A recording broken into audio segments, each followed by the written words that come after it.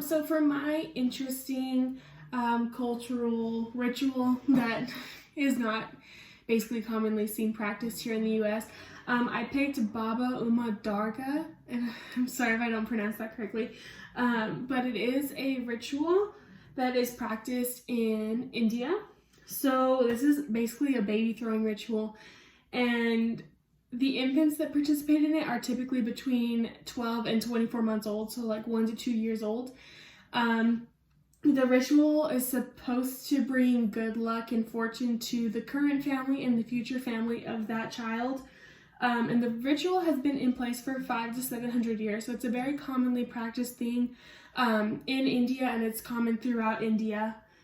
Babies are basically dropped anywhere. One of the areas that a baby is dropped, it's for 15 meters, and then later on I'll discuss one that's for 50 meters. So the first one that I found was that a child was dropped from 15 meters, and then it's going to be thrown onto a sheet that is held by Hindu or Muslim men.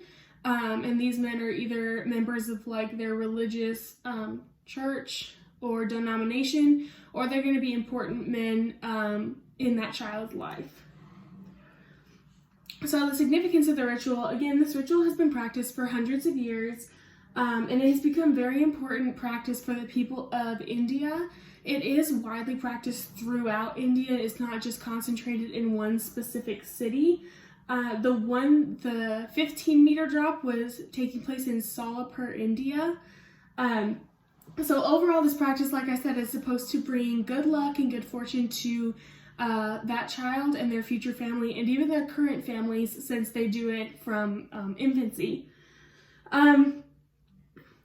Like I said, this has been practiced exclusively in India. There are some practices that take place in more Muslim-dominated cultures. There is some practices that take place in Jerusalem also. Some of the documented tossing of the babies, they're at 50 meters. And this statistic I actually pulled from a ceremony that happens in Mumbai, India, which is, I think it said it was about 60 miles south of Solapur. So like I said, this ritual is a huge part of the Hindu and the Muslim culture both, and it is widely practiced throughout India. And it will be continued to be practiced throughout these areas simply because of the hundreds of years that it has backing the ritual in general. This ritual is considered normal across all of India and across the denomination of Hindu and Muslim. And these families commonly practice the ritual in hopes of bringing about good fortune and prosperity for their families.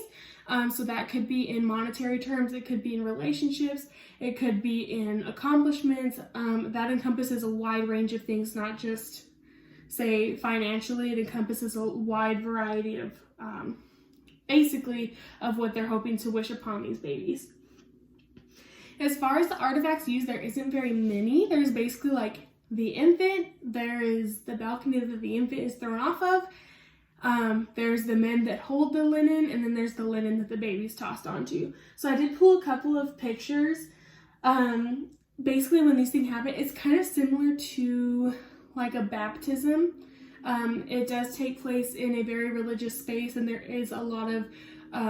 are a lot of high-ranking religious officials basically that are going to be conducting this and holding the sheet. So in this picture we have a lot of those individuals holding the sheet, while there are also important male members from that child's family. So overall, it's a very interesting